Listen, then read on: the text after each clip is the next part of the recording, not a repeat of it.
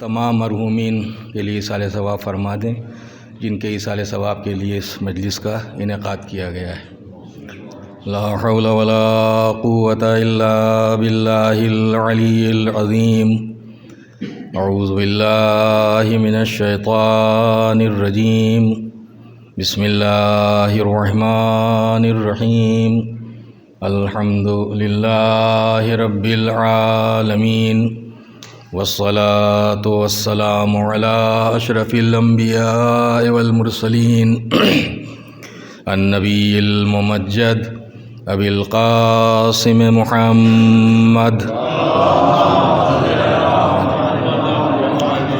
وعلى أهل بيته الطيبين الطاهرين المعصومين المظلومين ولعنة الله على أعدائهم أجمعين من يومنا هذا إلى قيام يوم الدين. أما بعد فقد قال الله تبارك وتعالى في القرآن الحكيم. بسم الله الرحمن الرحيم. قل يا عبادي الذين أسرفوا على أنفسهم لا تقنطوا من رحمة الله ان اللہ یغفر الذنوب جميعا انہ هو الغفور الرحیم۔ صلوات اللہ۔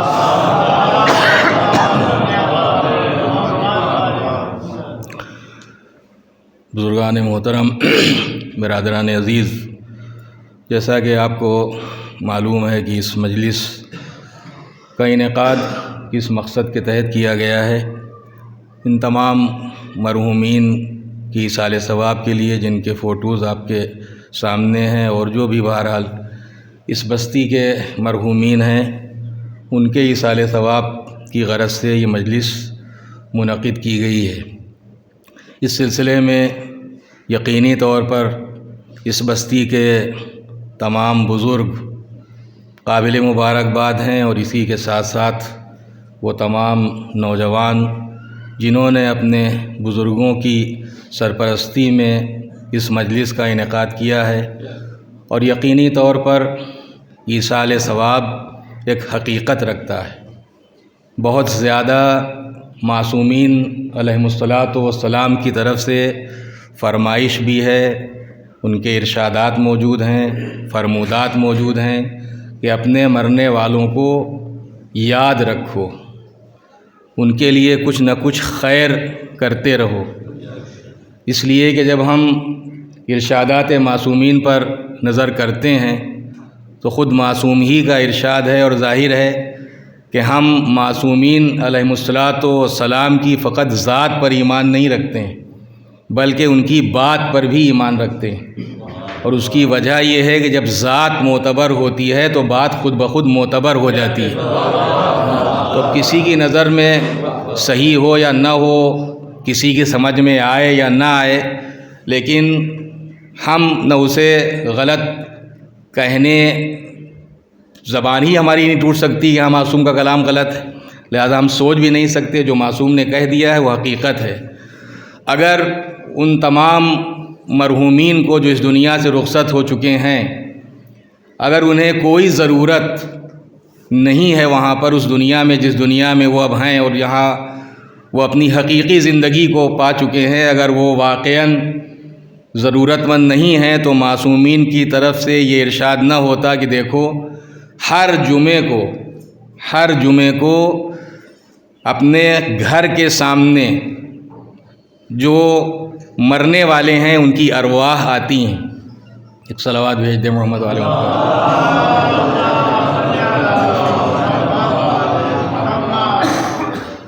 ہر جمعے کو، کسی ایک جمعے کی بات نہیں ہے، معصوم نے فرمایا کہ ہر جمعے کو جو مرنے والا ہے، جو اس دنیا سے گزر چکا ہے، ان مرحومین کی ارواح اپنے گھروں کے سامنے آتی ہیں اور گھر میں رہنے والوں سے فریاد کرتی ہیں کہ جو ہم دنیا میں ہم نے کمائی کی تھی اس کے وارث تو اب تم بن چکے ہو، جو ہمارا مال تھا اس کے وارث تم بن چکے ہو، لہذا اسی مال میں سے کچھ تو ہمارے لیے بھیج دو، تم ایک روٹی بھیج دو، کوئی ایک کپڑا بھیج دو، اور اگر تم نے ہمارے لیے آسانی کے اور فرحت و انبساط کے سامان مہیا کیے تو اللہ تمہیں اس کی جزا دے گا، تمہیں جنت کے حلے اور جنت کے کپڑے عنایت کرے گا۔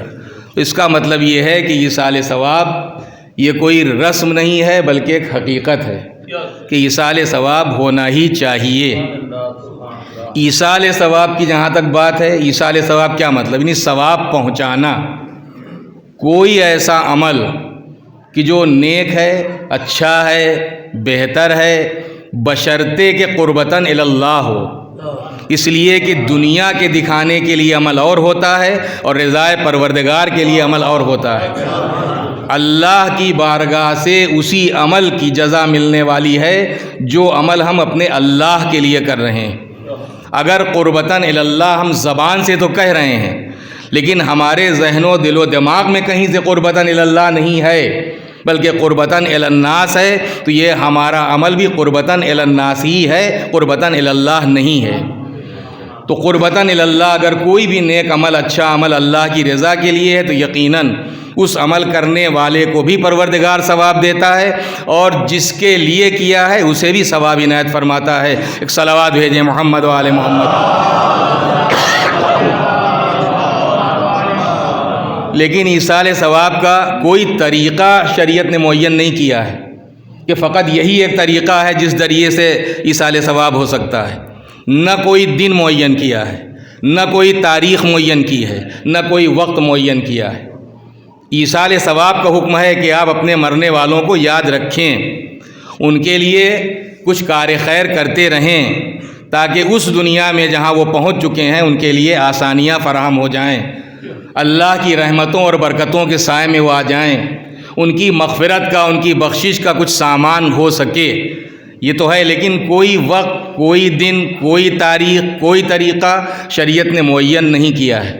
اب یہ جو ہمارے سماج میں عام طور پر کہیں تیسرے دن ہے، کہیں 5ویں دن ہے، پھر 10واں ہے، 20واں ہے، 40واں ہے، تماہی ہے، چھماہی ہے، یہ شریعت نے معین نہیں کیے ہیں لیکن شریعت نے روکا بھی نہیں ہے، اس لیے کہ شریعت وہاں پر رکاوٹ پیدا کرتی ہے اور اس کام سے روکتی ہے جو شریعت کے مزاج کے خلاف ہو۔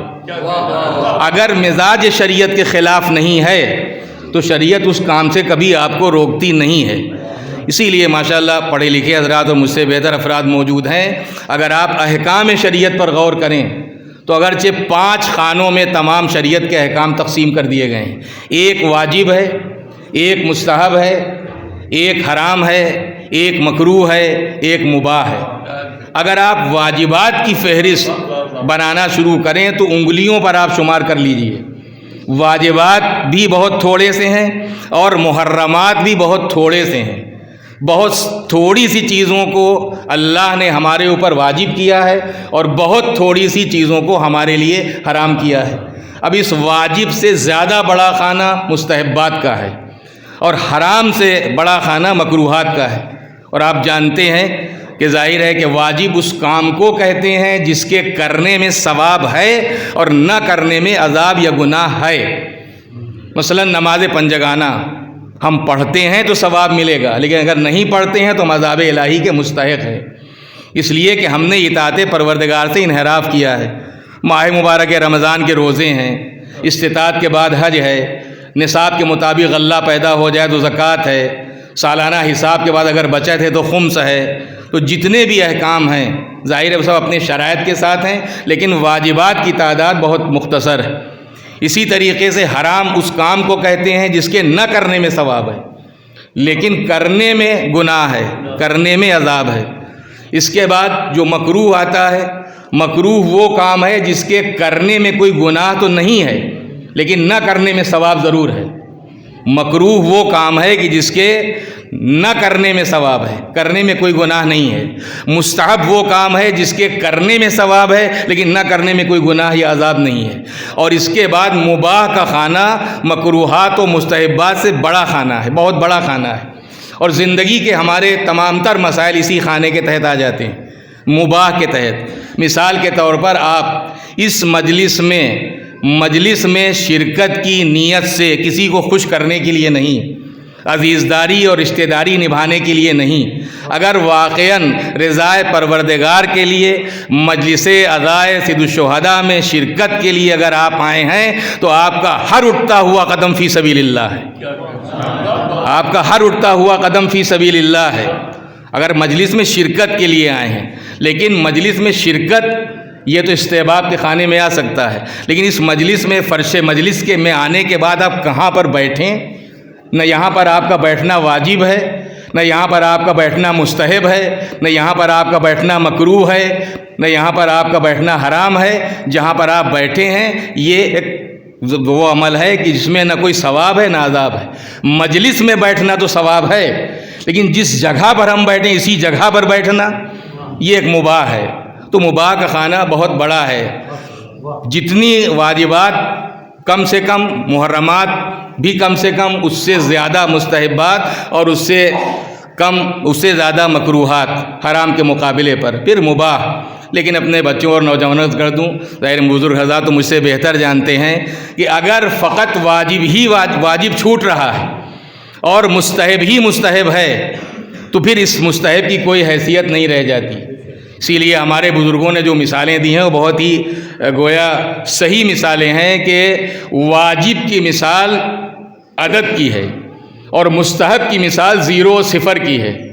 اگر عدد ہی نہیں ہے اور ہم 0 پر 0 بڑھاتے چلے جائیں تو چاہے 1 کروڑ 0 ہو جائیں نتیجہ 0 ہی ہوتا ہے، اس کا کوئی مثبت نتیجہ نہیں ہے۔ اگر 0 + 0 آپ کتنے ہی 0 لکھتے چلے جائیں، لیکن جب آپ برابر کا نشان بنائیں گے تو اس کے برابر میں آپ کو 0 ہی لکھنا پڑے گا۔ لیکن یہ 0 بیش قیمت بھی ہے اور بے قیمت بھی ہے، یہ بیش قیمت بھی ہے اور بے قیمت بھی ہے۔ یہی اگر عدد کے گنتی کے بائیں طرف آئے تو بے قیمت ہے، دائنی طرف آئے تو بیش قیمت ہے۔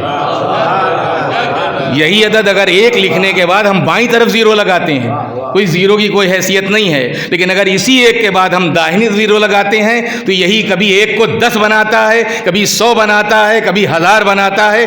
بڑی سے بڑی گنتی 0 کے بغیر بن ہی نہیں سکتی۔ تو یہ 0 بیش قیمت بھی ہے، زیادہ قیمت رکھنے والا بھی ہے۔ یہی حیثیت ہمارے واجب اور مستحب عمل کے بعد ہے۔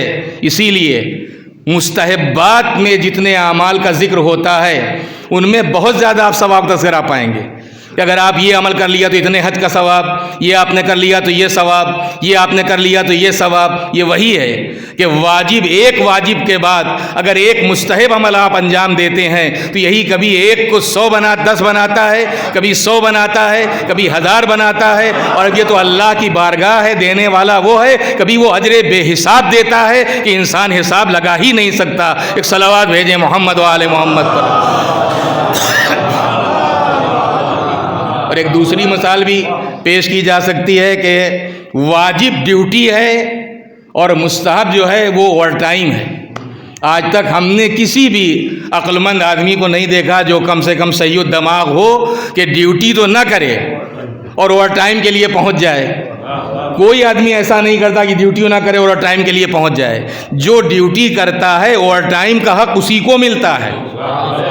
اور آپ ظاہر ہے سروس میں بھی آپ حضرات ہیں، میں تو اس لائن کا آدمی نہیں ہوں، میں سمجھتا ہوں کہ جو آپ کی اصل سیلری ہے اوور ٹائم میں جب آپ کو ملتا ہے اس سے کہیں زیادہ ملتا ہے، یعنی واجب سے زیادہ مستحب میں مل رہا ہے، ڈیوٹی سے زیادہ اوور ٹائم میں مل رہا ہے۔ تو واجب ہے ایک ڈیوٹی، مستحب ہے ایک اوور ٹائم۔ ایک سمجھدار ہوشیار جاب کرنے والا وہ ہوتا ہے جو پہلے ڈیوٹی کرتا ہے پھر اوور ٹائم کرتا ہے۔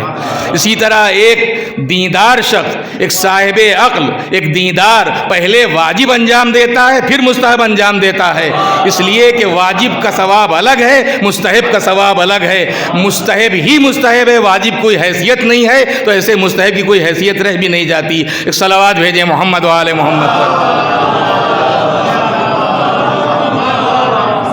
صلوات بھیج دیں محمد والے محمد پر۔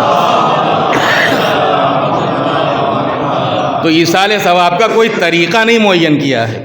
میں نے کہا کہ جو ہمارے سماج کا دستور ہے اس میں کہیں منع بھی نہیں کیا گیا ہے۔ ہر کار خیر، ہر نیک عمل اپنے ان مرنے والوں کے لیے ہو سکتا ہے، اور اب یہ پروردگار کی عطا کہہ لیجئے، اس کا لطف کہہ لیجئے، اس کا احسان کہہ لیجئے کہ وہ جانے والا تو چلا گیا ہے، لیکن اس کا کھاتہ بند نہیں کیا پروردگار عالم نے. وہ عمل نہیں کر سکتا اس دنیا میں جہاں گیا ہے، لیکن یہ دنیا میں رہنے والا عمل یہ کرتا ہے، اگر اس کی نیابت میں کرتا ہے، اس کی طرف سے کرتا ہے تو عمل یہ کرتا ہے، ثواب اسے ملتا ہے. یہ پروردگار کا ایک لطف ہے، یہ اس کا احسان ہے. اس کا مطلب یہ ہے، جیسے مثل مشہور ہے کہ اس کی رحمت تو بخشنے کا بہانہ تلاش کرتی ہے. پروردگار عالم کی رحمت بخشنے کا بہانہ تلاش کرتی ہے، اور ظاہر ہے کہ اس کی رحمت ہی ہے کہ اس کی رحمت اس کے غضب کے پیچھے نہیں ہے، غضب کے آگے ہے. اس کا غضب پیچھے ہے، اس کی رحمت آگے ہے. اور اسی وجہ سے، اسی بنا پر کہ چونکہ اس کا غضب پیچھے ہے، اس کی رحمت آگے ہے، اسی لیے وہ بہت جلد اپنے رحیم اور رحمان ہونے کی بنیاد پر ہم جیسے خطا کاروں، ہم جیسے معصیت کاروں، ہم جیسے گناہ گاروں، ہم جیسے جاہلوں، ہم جیسے بے معرفت لوگوں سے راضی بھی ہو جاتا ہے. دعائے کمیل آپ پڑھتے بھی رہتے ہیں، سنتے بھی رہتے ہیں، یا سریع الرضا، اے بہت جلد راضی ہو جانے والے پروردگار. یا سریع الرضا، اے بہت جلد راضی ہو جانے والے پروردگار. اور حقیقت یہ ہے کہ یہ تو ہمارے جیسے لوگ ہیں. دنیا کے بندے ذرا بھی کچھ حاصل ہو جائے تو پھر زمین پر پیر نہیں پڑتے، لیکن وہ کائنات کا مالک، وہ خلق کرنے والا، پیدا کرنے والا، وہ کائنات پر پورا اختیار رکھنے والا، ہمارے جیسے بندے جب کچھ حاصل ہو جاتا ہے تو بہت دیر میں راضی ہوتے ہیں، بہت جلدی ناراض ہوتے ہیں. لیکن کیا کہنا اس پروردگار کا، رحیم و کریم پروردگار کا، کہ جو بہت دیر میں ناراض ہوتا ہے بہت جلدی راضی ہو جاتا ہے، بہت جلدی راضی ہو جاتا ہے. یا سریع رضا کا مطلب کیا ہے کہ یا سریع رضا، یہ بہت جلد راضی ہو جانے والے پروردگار. اور یہ دعا کوئی معمولی دعا نہیں ہے، دعائے کمیل. اصلاً یہ دعائے خضر علیہ السلام ہے، لیکن چونکہ مولائے متقیان نے اپنے صحابی خاص جناب کمیل ابن زیاد نخی الیمانی کو تعلیم فرمائی، اس لیے عام طور پر اس دعا کو دعائے کمیل کہا جاتا ہے.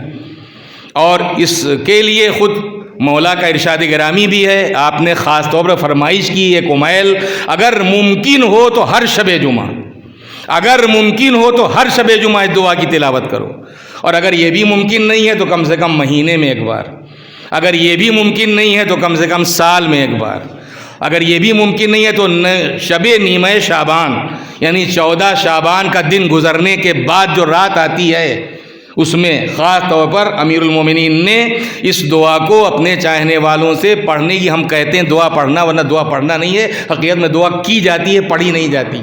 لیکن ہمارے یہاں اصطلاح ہے دعا کرنا، دعا پڑھنا، کہ دعا پڑھنا نہیں ہے، دعا کرنا ہے. یا سریع الرضا، اے بہت جلد راضی ہو جانے والے پروردگار. تو اس کی رحمت چونکہ اس کے غضب کے آگے ہے، اسی لیے ذرا سا کوئی بھی خطا کار گنہگار بندہ، اور حقیقت یہ ہے کہ اس کی رحمت کی انتہا نہیں، اس کی ذات ہی لامحدود نہیں ہے، اس کی ہر صفت لامحدود ہے. اس کا رحم لامحدود، اس کا کرم لامحدود، اس کا علم لامحدود، اس کا حلم لامحدود. وہ حلیم بھی ہے، وہ ہمارے جیسوں کو برداشت کرتا ہے. یہ اس کا بھی لطف ہے، یہ اس کا ایک کرم ہے کہ وہ ہمارے جیسوں کو برداشت کرتا ہے. حلیم، برداشت کرنے والا. ہم اور آپ بھی ایک دوسرے کو برداشت کرتے ہیں، لیکن ہم اور آپ ایک دوسرے کو کب تک برداشت کرتے ہیں؟ جب تک ہمیں یہ نہ معلوم ہو کہ آپ کے دل میں ہمارے لیے کیا ہے، اور آپ کو نہ معلوم ہو کہ ہمارے دل میں آپ کے لیے کیا ہے. تو ہم اپنی لا علمی کی بنیاد پر ایک دوسرے کو برداشت کرتے ہیں. پروردگار مکمل علم رکھنے کے بعد ہم کو برداشت کرتا ہے. مکمل علم کیا نہیں جانتا؟ وہ ہمارے عقیدوں سے واقف نہیں کہ ہمارے اعمال سے واقف.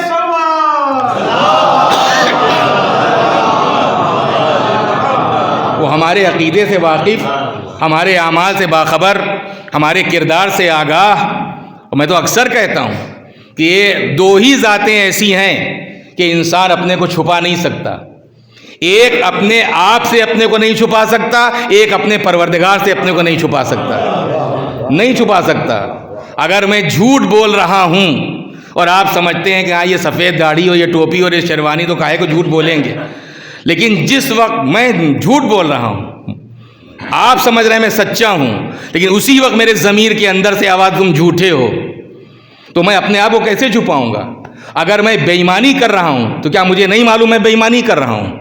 اگر میں کسی کو دھوکہ دے رہا ہوں تو کیا مجھے نہیں معلوم میں دھوکہ دے رہا ہوں؟ اگر میں کسی کا حق غصب کیے لے رہا ہوں تو کیا مجھے نہیں معلوم کہ میں کسی کا حق غصب کیے لے رہا ہوں؟ اگر میں عدالتوں میں جھوٹی گواہی دینے کے لیے جا رہا ہوں، کیا مجھے نہیں معلوم میں جھوٹی گواہی دینے کے لیے جا رہا ہوں؟ انسان اپنے آپ کو کیسے چھپائے گا؟ تو انسان نہ اپنے آپ سے اپنے کو چھپا سکتا ہے اور نہ اپنے پروردگار سے اپنے کو چھپا سکتا ہے. اور حقیقت یہ ہے کہ اس کی ستاریت ہے کہ جس کا فائدہ ہم اور آپ سب اٹھاتے ہیں. ستاریت، وہ ستار ہے، ستار العیوب ہے، عیبوں پر پردہ ڈالنے والا ہے، عیبوں کو چھپانے والا ہے. وہ کسی کو از خود ذلیل نہیں کرنا چاہتا، نہیں چاہتا کوئی بندہ ذلیل ہو، اس لیے کہ وہ خود عزیز ہے. وہ اپنے ہر بندے کو عزت دار دیکھنا چاہتا ہے، وہ کسی کو ذلیل رسوا نہیں کرنا چاہتا. اور حقیقت یہ ہے کہ جب ہم اپنی گناہوں کی قینچی سے اس ستاریت کے پردے کو خود کاٹ دیتے ہیں تو بے حجاب ہو جاتے ہیں.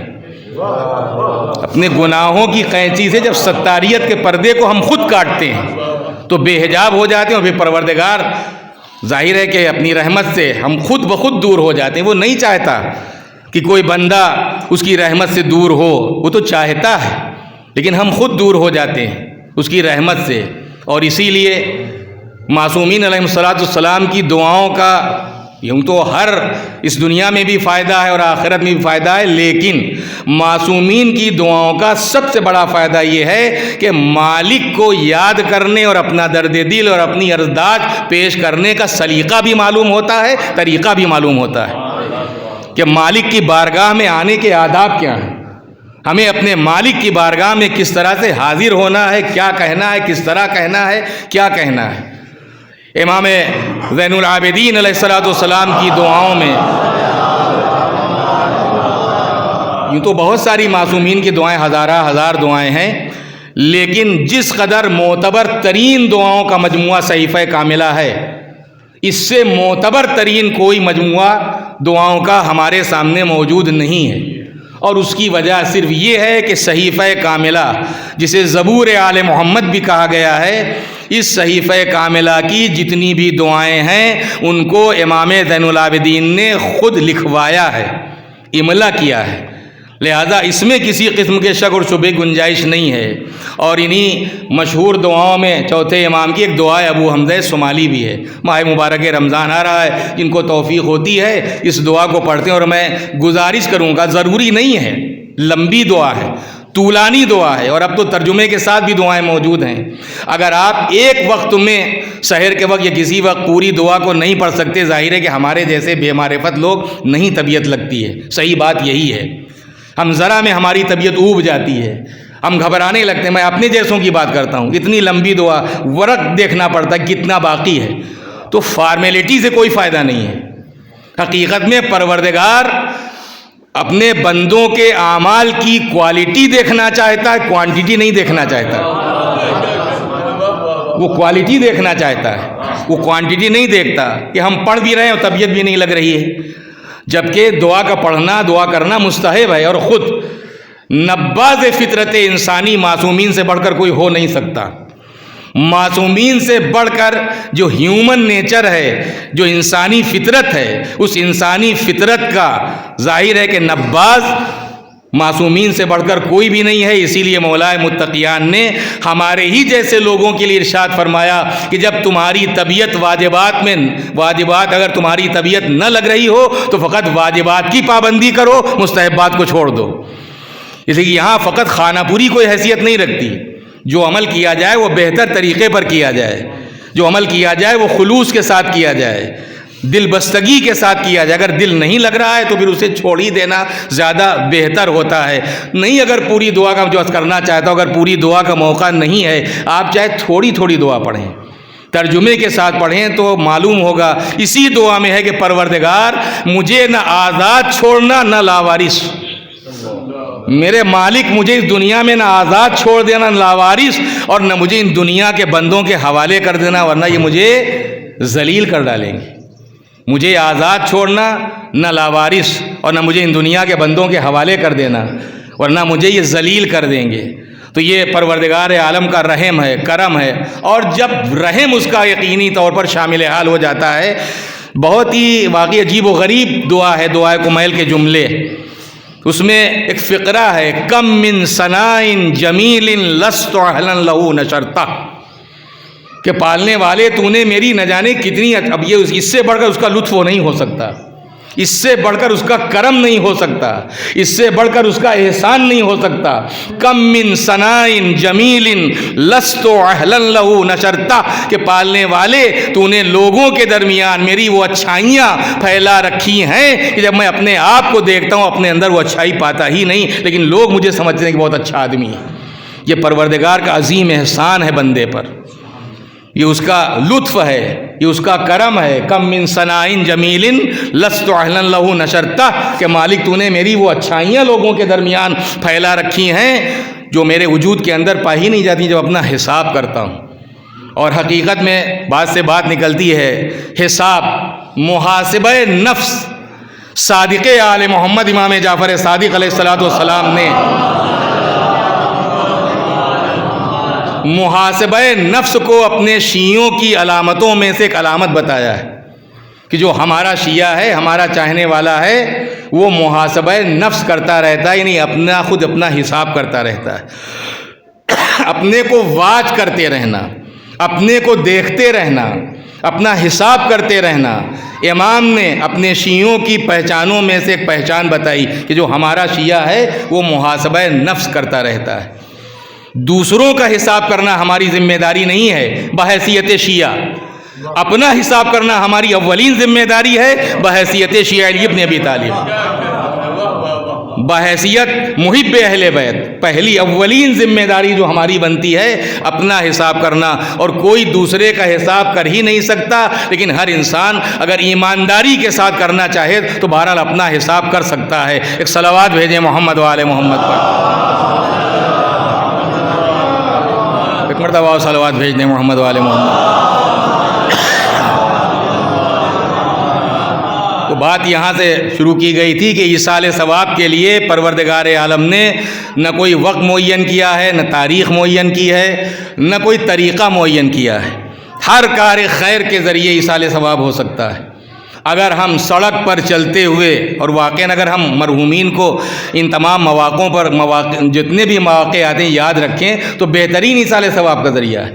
اگر سڑک پر چلتے ہوئے بیچ راستے میں پڑا ہوا ایک کانٹا آپ اس نیت سے کنارے رکھ دیتے ہیں کہ مخلوق خدا گزر رہی ہے، لوگ گزر رہے ہیں، ہو سکتا ہے کسی کے پاؤں میں یہ کانٹا چبھ جائے، اگر رضائے پروردگار کے لیے انتہائی معمولی کام ہے، لیکن اگر آپ اس کانٹے کو کنارے رکھ دیتے ہیں اور اس کے بعد نیت کر لیجئے کہ میں نے جو کار خیر کیا ہے میں اس کا ثواب مرحومین کو بخشتا ہوں، پروردگار آپ کو بھی ثواب دینے والا ہے اور مرحومین کو بخشنے والا ہے، اس لیے کہ وہ کرم کرنے، وہ تو بہانا چاہتا ہے، اس کی رحمت بہانا چاہتی ہے، وہ بخشنا چاہتا ہے۔ اگر اس کو ہم جیسے گناہگاروں اور خطاکاروں کی بخشش منظور نہ ہوتی تو اس نے دروازہ توبہ کیوں کھولا ہوتا؟ اس کا مطلب وہ چاہتا ہے کہ میرا گنہگار بندہ جو بھٹک کے میرے دروازے سے الگ ہو گیا میرے دروازے پر پھر آ جائے، میرا سوالی بن جائے، مجھ سے سوال کرے۔ توبہ، ظاہر ہے کہ توبہ کو اس نے حکم دیا، یا ایھا الذین آمنوا توبوا الی اللہ توبۃ نصوحا، اے ایمان لانے والو توبہ کرو، صدق دل سے توبہ کرو، سچے دل سے توبہ کرو۔ سچے دل سے توبہ کا مقصد ہی یہ ہے کہ ظاہر ہے کہ ہم میں سے کوئی بھی معصوم نہیں ہے، کوئی بھی معصوم نہیں ہے، کہیں نہ کہیں انسان شعوری طور پر یا لاشعوری طور پر گناہ کر ہی بیٹھتا ہے، لیکن اگر خدا نخواستہ گناہ ہو گیا ہے تو اس گناہ کے بعد اللہ سے یہ عہد کرنا کہ مالک اب پلٹ کر ہم دوبارہ یہ گناہ نہیں کریں گے، یہی ہے توبہ نصوح، یہی ہے سچی توبہ۔ لیکن ہم جیسوں سے یہ ہو نہیں پاتا، ہم گناہ بھی کرتے ہیں، ایسا نہیں کہ توبہ نہیں کرتے، یقیناً اس پر ایمان تو ہے کہیں نہ کہیں۔ اپنے گناہوں کو یاد کر کے اس کی بارگاہ میں حاضر ہو کے توبہ بھی کرتے ہیں، لیکن تھوڑے ہی دن کے بعد پلٹ کر پھر وہی گناہ کر بیٹھتے ہیں۔ خدا کی قسم معصومین نے اتنی آس دلا دی ہے، اپنے ارشادات و فرمودات اور اپنی دعاؤں کے ذریعے اللہ آپ سب کو زیارت نصیب کرے، اور نجف اشرف میں جائیں، اس کے بعد آپ مسجد کوفہ کے اعمال دیکھیں۔ آپ مختلف مقامات ہیں، یہ مقام جناب ابراہیم ہے، یہ مقام بیت التشت ہے، یہ مقام معراج ہے، یہ مقام جبرائیل ہے، یہ مقام حضرت آدم ہے، یہ مقام محمد العابدین ہے، یہ محراب المومنین ہے، مختلف مقامات۔ اس میں غالباً مقام جبرائیل پر ہر جگہ نماز ہے، اور نماز کے بعد دعا ہے۔ مجھے جو اگر میرا حافظہ غلطی نہیں کر رہا ہے تو مقام جبرائیل پر نماز کے بعد جو دعا ہے، عجیب و غریب جملے ہیں کہ مالک تو بار بار معاف کرنے والا، اور میں بار بار گناہ کرنے والا ہوں، تو بار بار معاف کرنے والا ہے۔ جب بھی اس کی بارگاہ میں کوئی بھی گنہگار حاضر ہو کے اپنے گناہوں کا اقرار کر لیتا ہے تو یہ پروردگار کا رحم و کرم ہے کہ وہ بخش دیتا ہے، وہ بخش دیتا ہے۔ اور یہی وجہ ہے، ہم نے دنیا کی بھی عدالتیں دیکھی، اور آپ حضرات مجھ سے بہتر جانتے ہیں، افراد بھی موجود ہیں جو عدالتوں سے متعلق ہیں، لیکن ہم نے آج تک دنیا میں کسی جج کو نہیں دیکھا کہ اگر دنیا کا مجرم اس کے سامنے حاضر ہو کے اقبال جرم کر لے تو وہ معاف کر دے گی، ٹھیک ہے تم نے مان لیا کہ تم مجرم ہو، لہذا ہم تم کو معاف کیے دیتے ہیں۔ اقبال جرم جب مجرم کرتا ہے تو چاہے دنیا کے چھوٹی عدالت کا جج ہو، چاہے بڑی عدالت کا جج ہو، وہ اقبال جرم کرنے والوں کو معاف نہیں کرتا، سزا دیتا ہے۔ اس لیے کہ خود مجرم نے اقبال جرم کر لیا، تسلیم کر لیا کہ ہاں میں مجرم ہوں، میں نے یہ گناہ کیا ہے، میں نے یہ جرم کیا ہے۔ لیکن کیا کہنا اس سب سے بڑی عدالت کا، اس عادل حقیقی کا، کون عدل کر سکتا ہے؟ اگر عدل کر سکتا ہے تو وہی کر سکتا ہے جو عمل کو بھی دیکھ رہا ہے، نیت کو بھی دیکھ رہا ہے، کردار کو بھی دیکھ رہا ہے، جس سے کوئی چیز چھپی نہیں ہے، وہی عدل کر سکتا ہے۔ لہذا وہ عادل جب عدالت، اس کی عدالت میں کوئی اس کا مجرم حاضر ہو کے اقبال جرم کرتا ہے تو اقبال جرم کرنے کے بعد وہ سزا نہیں دیتا بلکہ معاف کر دیتا ہے، کہ چونکہ تم اپنے کیے پر نادم ہو گئے ہو، تم نے یہ تسلیم کر لیا ہے کہ تم میرے گنہگار ہو، بس یہ تسلیم کر لینا، یہ ہماری بارگاہ میں اپنے جرم کا اقرار کر لینا، یہی تمہاری مغفرت کے لیے کافی ہے۔ بخش دیتا ہے پروردگار، بخش دیتا ہے، اس لیے کہ ندامت اور شرمندگی ہی کا نام تو توبہ ہے۔ گناہ کرنے کے بعد اگر انسان مسلسل پے در پے اپنے ہم عمر لوگوں کے ساتھ بیٹھ کر اگر اس گناہ کو جو کوئی نہیں جانتا اگر بیان کر رہا ہے تو پھر ایسے شخص کے بارے میں پروردگار اپنے فضل سے کام نہیں لیتا، اپنے عدل سے کام لیتا ہے۔ لیکن اگر انسان نے گناہ کیا اور وہ خود وہ چاہتا ہے کہ میرا یہ عیب ظاہر نہ ہونے پائے، اور پھر وہ مالک کی بارگاہ میں حاضر ہوتا ہے، اقبال جرم کرتا ہے، تو پروردگار اپنا فضل کرتا ہے۔ یہ بخشش اس کے فضل کی بنیاد پر ہوتی ہے۔ دو ہی صورتیں ہیں، یا تو وہ عدل کرتا ہے یا فضل کرتا ہے۔ گناہگار کو سزا دینا یہ اس کا عدل ہے، بخش دینا یہی اس کا فضل ہے۔ گناہگار کو بخش دینا یہی اس کا فضل ہے، یا تو وہ عدل کرتا ہے اور یا فضل کرتا ہے۔ اور مشہور واقعہ ہے، آپ کا سنا ہوا کہ تذکر ہے، حضرت موسیٰ مناجات کے لیے جا رہے ہیں، گنہگار شخص، اور وہ کہتا ہے کہ آپ جا رہے ہیں، ذرا صاحب میں تو گنہگار ہوں، خطا کار ہوں، معصیت کار ہوں، لہذا آپ اللہ سے یہ معلوم کر لیجئے گا کہ میری جگہ جہنم میں کہاں ہے۔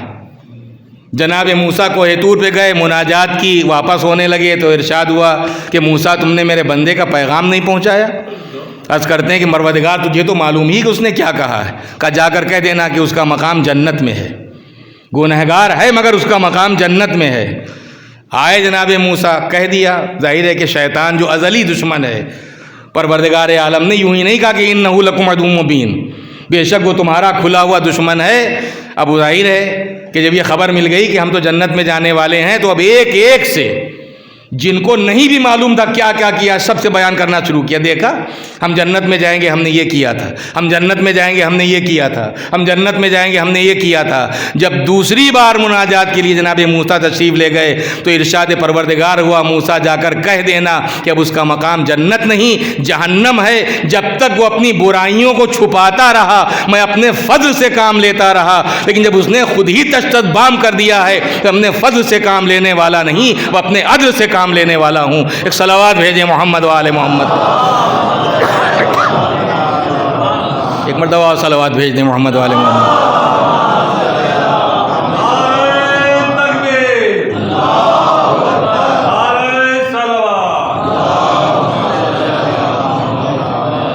تو ہر چھوٹے سے چھوٹے کار خیر کے ذریعے، ہر بڑے سے بڑے کار خیر کے ذریعے ایصال ثواب ہو سکتا ہے.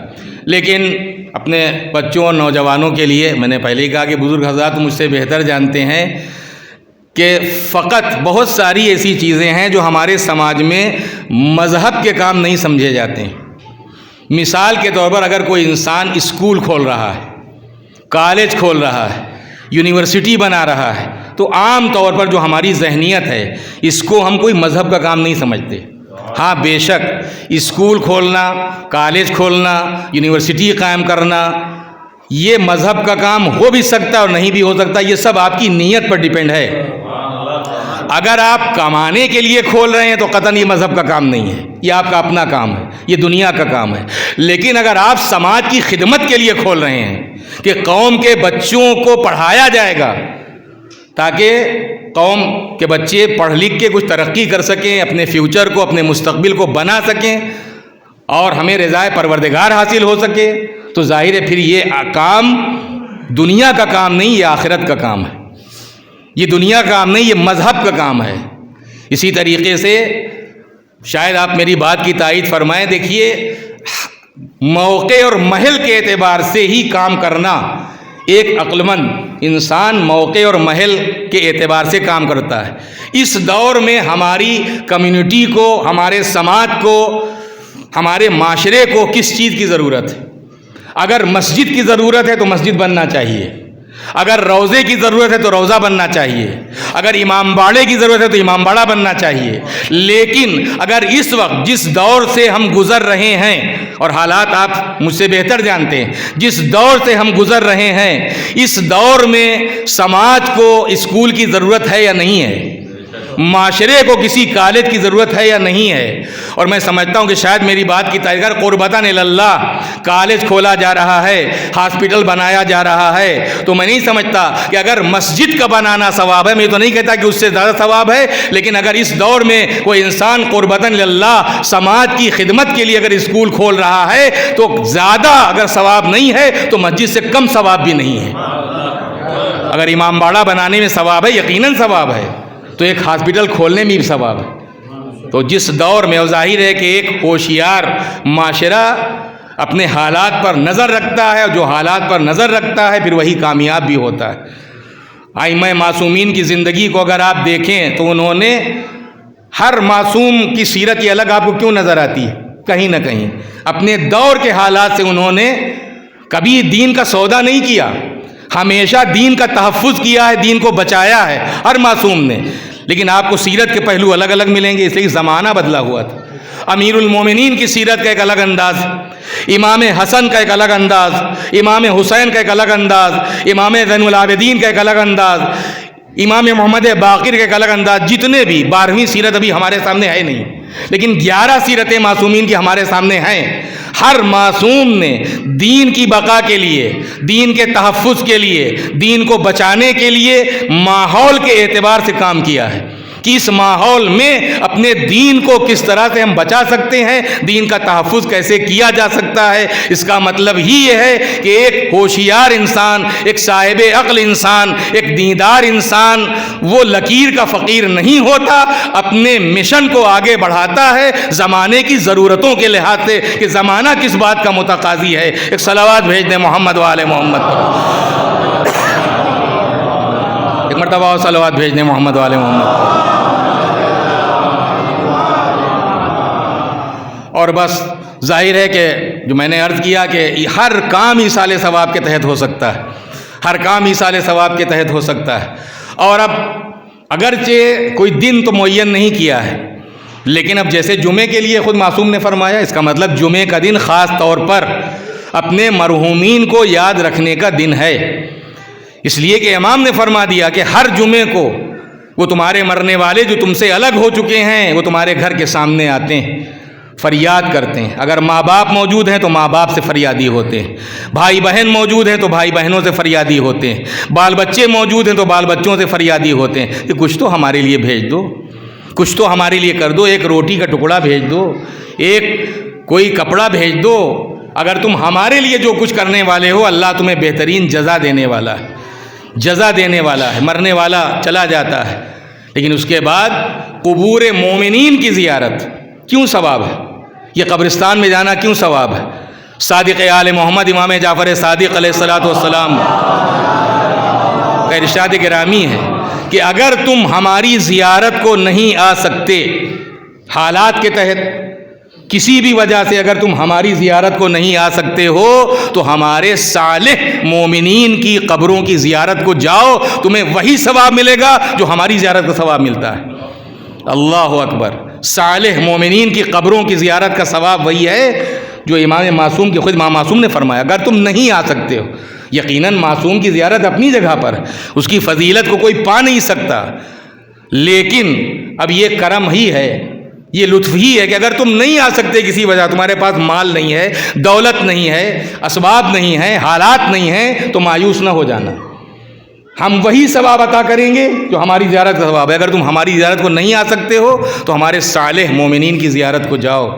اگر تم ہماری خدمت میں کوئی تحفہ نہیں پیش کر سکتے تو تم ہمارے کسی بھی صالح مومن کا اگر کی خدمت میں اگر کوئی تحفہ پیش کرتے ہو تو تمہیں وہی ثواب ملے گا جو ہمیں تحفہ پیش کرنے کا ہے۔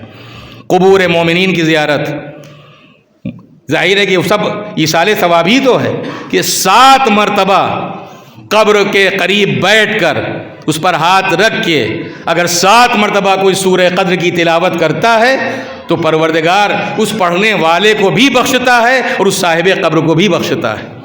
یہ سب ایصال ثواب ہی تو ہے، یہ سب ایصال ثواب کے ذرائع ہیں کہ پروردگار اسے بھی بخشتا ہے جو پڑھ رہا ہے اور اسے بھی بخشتا ہے جو صاحب قبر ہے۔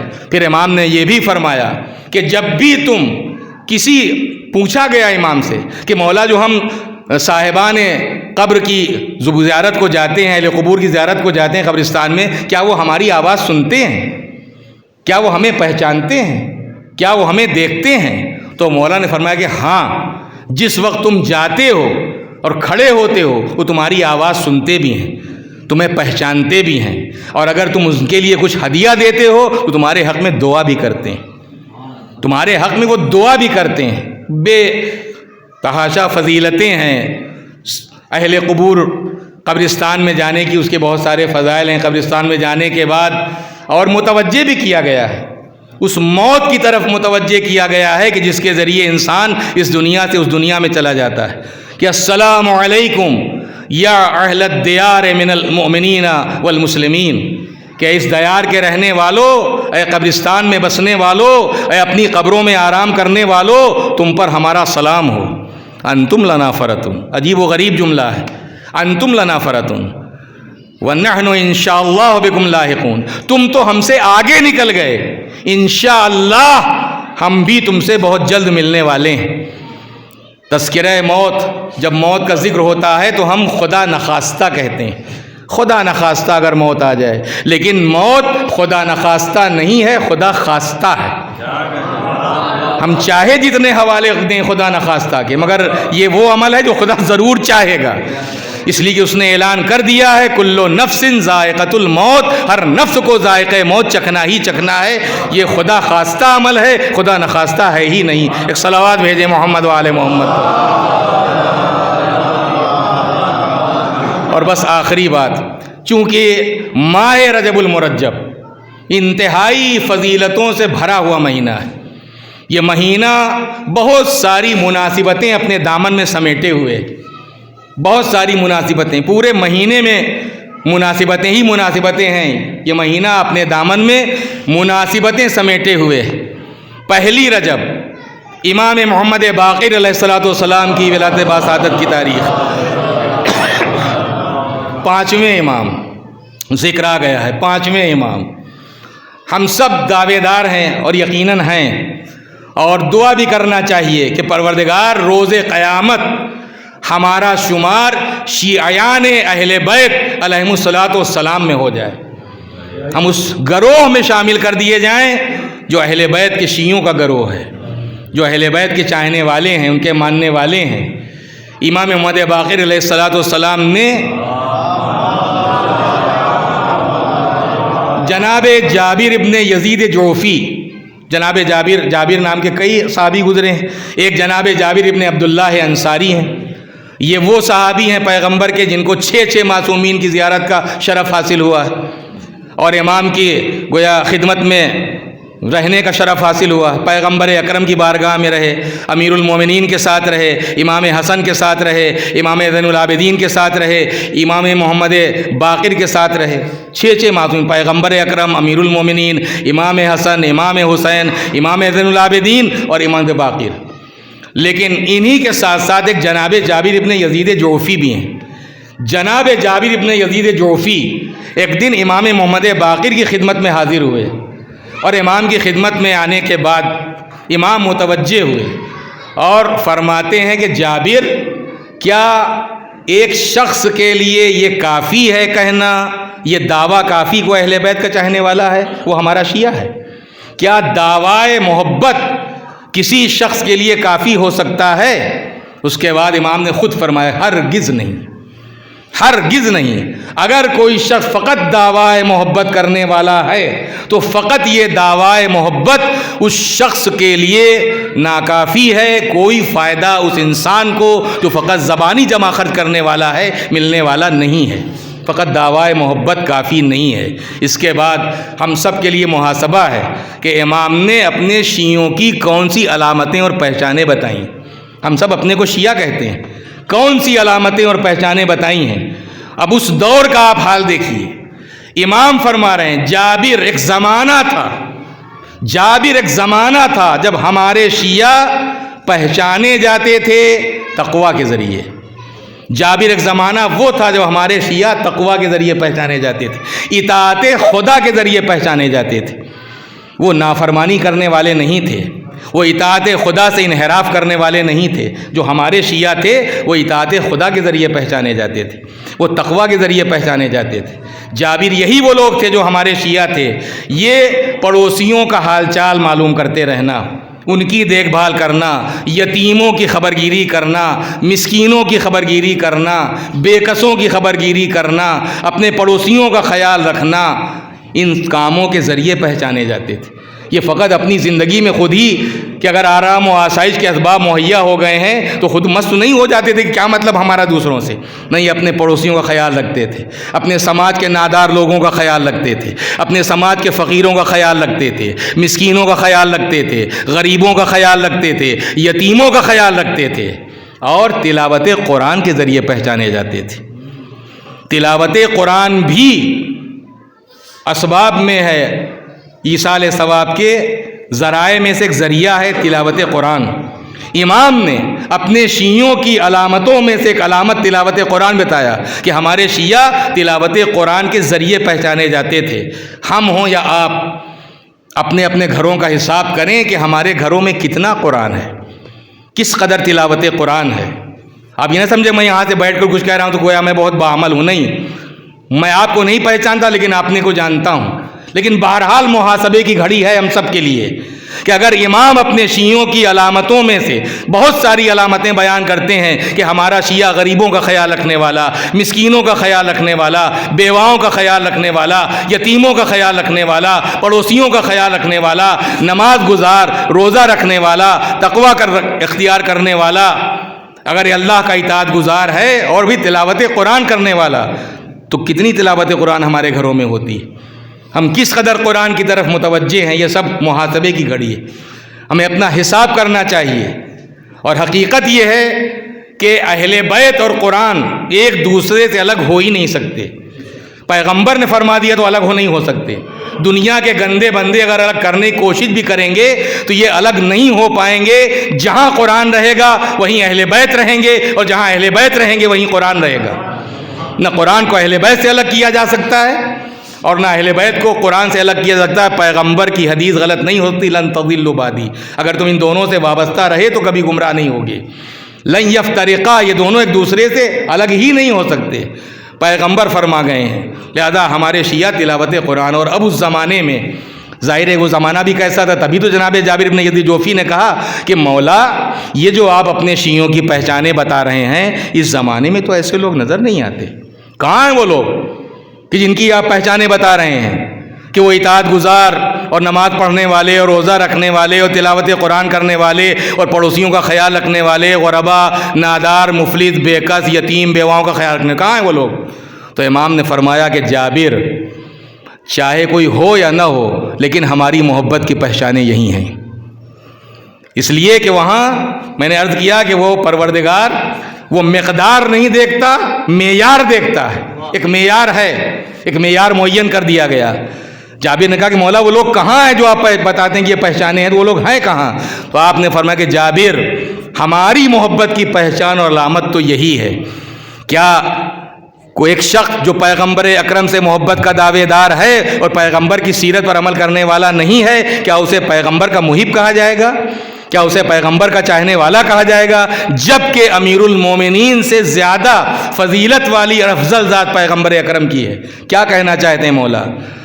یعنی اگر ہم امیر المومنین کا شیعہ اپنے کو کہہ رہے ہیں تو پروردگار مجھے بھی توفیق دے بحق محمد و آل محمد علیہ السلام، اور آپ سب کو توفیق دے کہ امام نے اپنے شیعوں کی جو علامتیں بتائی ہیں ان علامتوں کے تحت ہم زندگی بسر کرنے والے ہوں. ہم فقط اپنا ہی خیال رکھنے والے نہ ہوں، اپنے پورے سماج کا خیال رکھنے والے ہوں، نادار لوگوں کا خیال رکھنے والے ہوں، غریب پرور ہوں، یتیموں کا خیال رکھنے والے ہوں. یہ رجب کا مہینہ چونکہ ظاہر ہے کہ میں نے کہا مناسبتوں سے بھرا ہوا مہینہ ہے، مناسبتوں سے بھرا ہوا مہینہ ہے، اور جو مناسبتیں ہیں وہ آپ کے پیش نظر ہیں لیکن اب وقت نہیں ہے. لہذا اس ماہ مبارک رجب میں جبکہ روزہ بہترین فضیلت کا کام اس مہینے میں قرار دیا ہے معصومین نے، اگر 27 رجب کا روزہ ہے اور اس کے بعد اب جو ہمارے سماج میں کچھ بن جاتا ہے اس کی کوئی حیثیت نہیں ہے، لیکن بہرحال جو معصوم نے کہا اس کی بہرحال حیثیت ہے.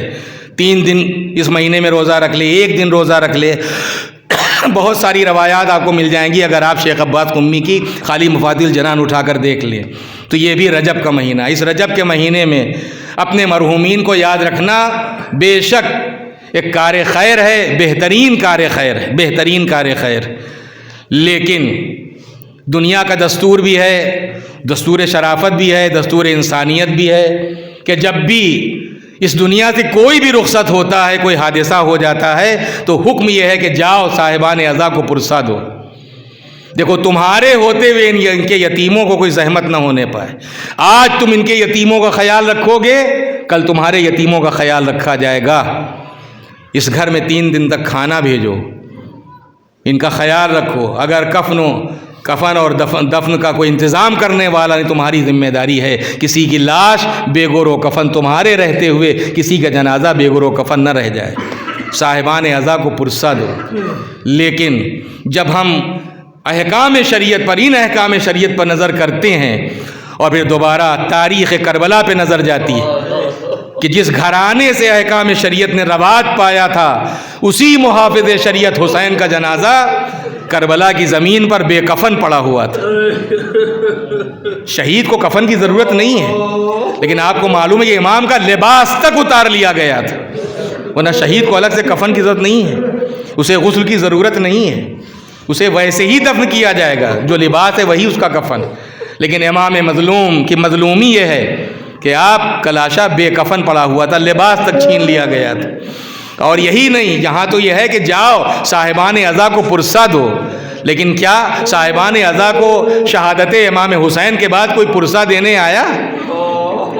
اور میں سمجھتا ہوں کہ یہ بنیاد تو مدینے ہی میں وفات پیغمبر کے بعد رکھ دی گئی. ہونا تو یہ چاہیے تھا کہ رسول کی ایک اکلوتی بیٹی، لیکن دروازے پر آگ اور لکڑیاں لوگ لے کر آئے، دروازہ جلانے کے لیے آئے، جلتا ہوا دروازہ معصومہ کے پہلو پر ڈھکیلنے کے لیے آئے، لیکن فاطمہ کوئی تعزیت دینے نہیں آیا۔ ہونا تو یہی چاہیے تھا، کم سے کم لوگ آتے، جمع ہوتے کہ شہزادی اگر آپ کے بابا اس دنیا سے گزر گئے ہیں گھبرائیے گا نہیں، ہم آپ کے بابا کے کلمہ گو ہیں، ہم آپ کے بابا کے کلمہ گو، کلمہ پڑھنے والے ہیں، ان کے دین کو اختیار کرنے والے ہیں، لیکن نہیں۔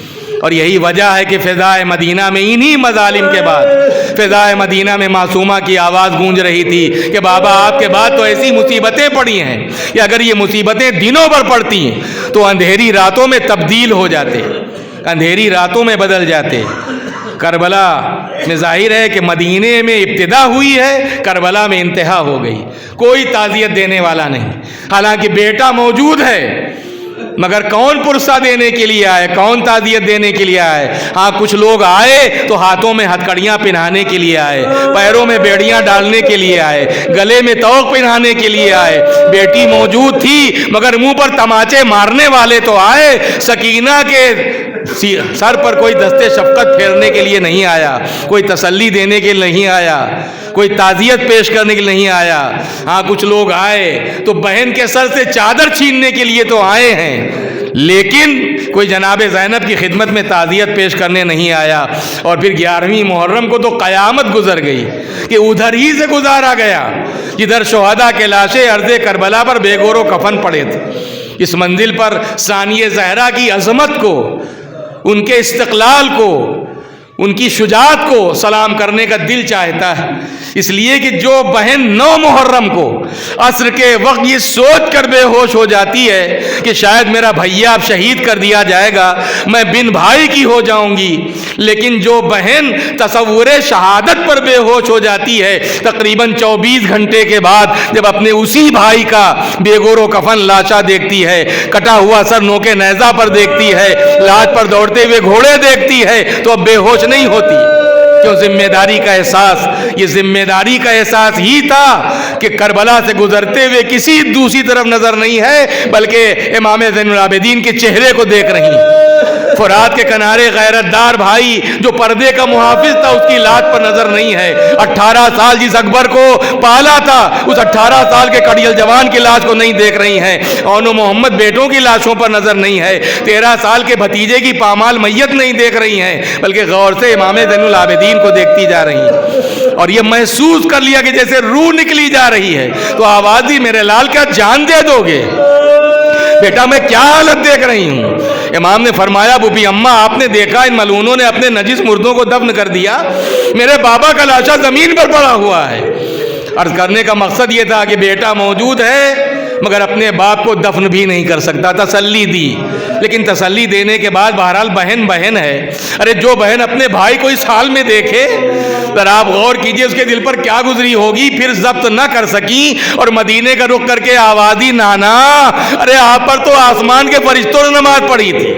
ھذا حسین مرمل بالدماء، یہ آپ کا حسین ہے جو زمین کربلا پر خاک و خون میں بھرا ہوا پڑا ہے، خاک و خون میں بھرا ہوا پڑا ہے۔ بس مجلس تمام ہے، ایصال ثواب کا یقیناً بہترین ذرائع، بہت سارے ذرائع ہیں، لیکن اللہ کروٹ کروٹ جنت نصیب کرے ہمارے ان بزرگوں کو جنہوں نے ایصال ثواب میں بہت سارے ذرائع ہونے کے باوجود مجلس عزاء سید الشہداء کا اہتمام رکھا ہے۔ شریعت کا کوئی حکم نہیں ہے، لیکن واقعاً اس سے بڑھ کر ایصال ثواب کا بہت سارے ذرائع، لیکن بہترین ذریعہ مجلس عزاء سید الشہداء، اس لیے کہ یہ مجلس، یہ کربلا درد بھی ہے اور درد کا درما بھی ہے، درد کا درما بھی ہے۔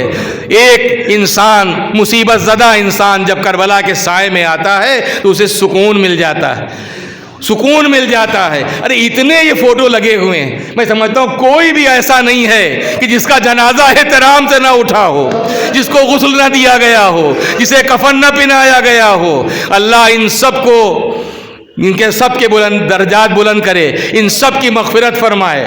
جن مرحومین کی ایصال ثواب کی مجلس منعقد ہوئی ہے سب کی مغفرت فرمائے، سب کو جوار رحمت میں جگہ دے۔ لیکن ہائے فرزند رسول کا جنازہ، ثانیہ زہرا یہی نانا سے فریاد کر رہی تھی، نانا دیکھیے تو آپ کا حسین۔ مقصد کیا تھا؟ اگر یہ کہا جائے تو غلط نہ ہوگا، گویا زینب کہنا چاہتی تھی کہ نانا یہ وہ حسین ہے جس کے لیے آپ سجدوں کو طول دیا کرتے تھے، یہ وہ حسین ہے کہ جسے آپ کاندھوں پر سوار کیا کرتے تھے۔ آپ کا حسین مرمل بالدماء، یہ خاک و خون میں بھرا ہوا زمین کربلا پر پڑا ہوا ہے۔ بس میں نے بزرگ علماء سے روایت سنی، اسی پر مجلس تمام ہے۔ قافلہ جب کربلا سے گزارا جانے لگا تو امام زین العابدین فرماتے ہیں کہ پھر میں نے ایک بار اپنی پھوپھی جناب زینب کو دیکھا تو کیا دیکھا کہ میری پھوپھی بار بار سواری تو شہزادی کوفے کی طرف جا رہی اور شہزادی مڑ مڑ کے اس نشیب کو دیکھتی جا رہی ہیں جہاں میرے بابا کا لاشا پڑا ہوا ہے۔ میں نے پوچھا پھوپھی اماں اس قدر غور سے آپ کیا دیکھ رہی ہیں، اس قدر غور سے آپ کیا دیکھ رہی ہیں؟ تو آپ نے فرمایا کہ بیٹا مجھے ایک موقع یاد آ رہا ہے، اور موقع وہ تھا جب ایک دن میں صحن خانہ میں آرام کر رہی تھی، یکایک میری آنکھ کھلی تو میں نے دیکھا دھوپ چاروں طرف پھیلی ہوئی ہے لیکن میرے اوپر سایہ ہے۔ جب میں نے اپنی نظریں اٹھائیں تو مجھے نظر یہ آیا کہ یہی وہ میرا بھائی تھا جو میرے اوپر اپنی آبا کا سایہ کیے تھا۔ گویا زینب نے مرثیہ پڑھ دیا، ایک دن وہ تھا جب اس چاہنے والے بھائی نے اس بہن پہ سایہ کیا تھا، آج اسی بھائی کا بے گورو کفن لاشا زمین پر پڑا ہوا ہے، وہی بہن جا رہی ہے، چادر تک نہیں جو اپنے بھائی کی لاش پر۔